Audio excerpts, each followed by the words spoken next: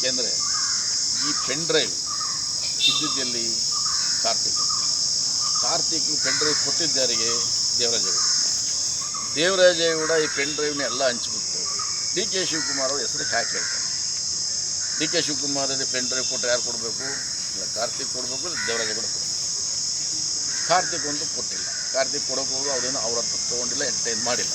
ದೇವರಾಜೇಗೌಡ ಏನೂ ಕೊಡೋದಲ್ಲೇ D K Shivakumar ಅವ್ರ ಹೆಸರು ಹೇಳ್ತಾನೆ. ಅವನು ಈ ತನಿಖೆಯ ದಿಕ್ಕನ್ನು ದಾರಿ ತಪ್ಪಿಸುವ ಹುನ್ನಾರವನ್ನು ಮಾಡಿದ್ದಾನೆ. ಯಾಕೆ ಈ ಹುನ್ನಾರ ಮಾಡಿದ್ದಾನೆಂದರೆ JDSನವರು ಮತ್ತು BJPಯವರು ಇವತ್ತು ಇರತಕ್ಕಂಥ ಚುನಾವಣೆಯಲ್ಲಿ ಬೆನಿಫಿಟನ್ನು ಪಡೀಲಿಕ್ಕೋಸ್ಕರ, ಇದನ್ನು ದಾರಿ ತಪ್ಪಿಸ್ಲಿಕ್ಕೋಸ್ಕರ ಈ ಪೆನ್ ಡ್ರೈವ್ ಆರೋಪವನ್ನು ಡಿ ಕೆ ಶಿವಕುಮಾರ್ ಮೇಲೆ ಹಾಕಲಿಕ್ಕೆ ಹೋದರು. ಇದು ಶುದ್ಧ ಸುಳ್ಳು, ಇದು ಖಂಡನೀಯ.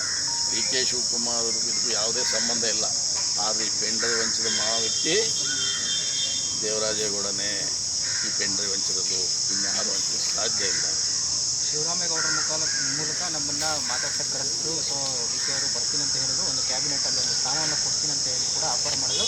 ಅದು ರಿಜೆಕ್ಟ್ ಮಾಡಿದ ಕಾರಣಕ್ಕೋಸ್ಕರ ಇವಾಗ ಈ ರೀತಿಯಾಗಿ ಆಗ್ತಾ ಇದೆ ಅಂತ ನೋಡಿ. ಕ್ಯಾಬಿನೆಟ್ ಸ್ಥಾನ ಕೊಡ್ತೀನಿ ಅಂದರೆ ಪಟ್ಟಂದು ಹೊತ್ಕೊಂಡು ಓಡುವಂಥದ್ದು. ನಿನಗೆ ಯಾವ ಸ್ಥಾನನೂ ಕೊಡ್ತೀವಿ ಅಂತ ಹೇಳಿಲ್ಲ. ಅವನು ಹೇಳಿದರೆ ನಂದು ಹೈಲೈಟ್ ಆಗ್ತದೆ, ನನ್ನ ಮಾತಿಗೆ ವೆಯ್ಟೇಜ್ ಬರುತ್ತೆ ಅನ್ನೋ ಉದ್ದೇಶದಿಂದ ಸುಳ್ಳು ಹೇಳಿದನು ಹೊರತು ಇವನು ಯಾರು ಕೊಡ್ತೀವಿ ಬಿಡ್ತೀವಿ ಅಂತ ಇದುವರೆಗೆ ಯಾರು ಹೇಳಿಲ್ಲ.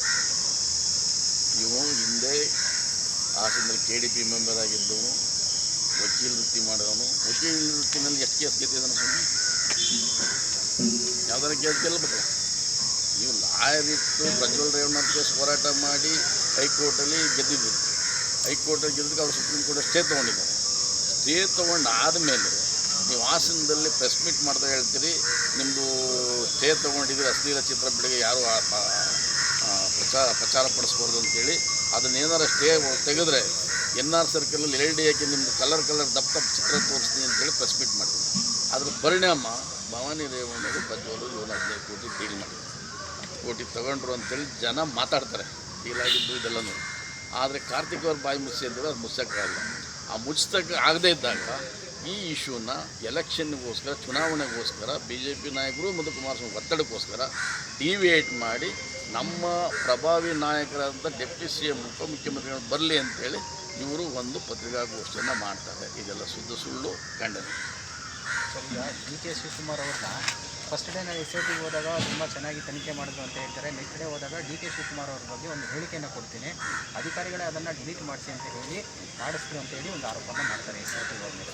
ಅವರು ಈಗ ಏನೇನು ಹೇಳಿರ್ತಾರೆ, ಯಾವ್ಯಾವ ಟೈಮ್ ಯಾರ್ಯಾರು ಡೀಲ್ ಆಗಿರ್ತಾರೆ, ಅವರವ್ರು ಏನೇನು ಹೇಳ್ಕೊಟ್ಟಿರ್ತಾರೆ ಅದ್ರ ಪ್ರಕಾರ ಮಾತ್ರ SITಗೆ ವಾಸ್ತವಾಂಶ ಗೊತ್ತು. ಅದು ಬಿಟ್ಟರೆ ಇವ್ರು ಹೇಳೋದಿಲ್ಲ. ನಂಗೆ SIT ಅವರು ಇದನ್ನೆಲ್ಲ ವಾಸ್ತವಾಂಶ, ನಿಜಾಂಶ, ಪ್ರಸ್ತುತ ಏನಾಗಿದೆ, ಇನ್ಸಿಡೆಂಟ್ ಏನಾಗಿದೆ, ಇದೆಲ್ಲ ಕೂಲಂಕುಷವಾಗಿ ಬೆಳಕು ಚೆಲ್ಲಬೇಕು ಅಂದರೆ ಕೂಡಲೇ ದೇವರಾಜೇಗೌಡರನ್ನ ಮತ್ತು ಕಾರ್ತಿಕ್ನ ಇಬ್ಬರನ್ನು ಬಂಧಿಸಿ ತನಿಖೆ ಮಾಡಿ.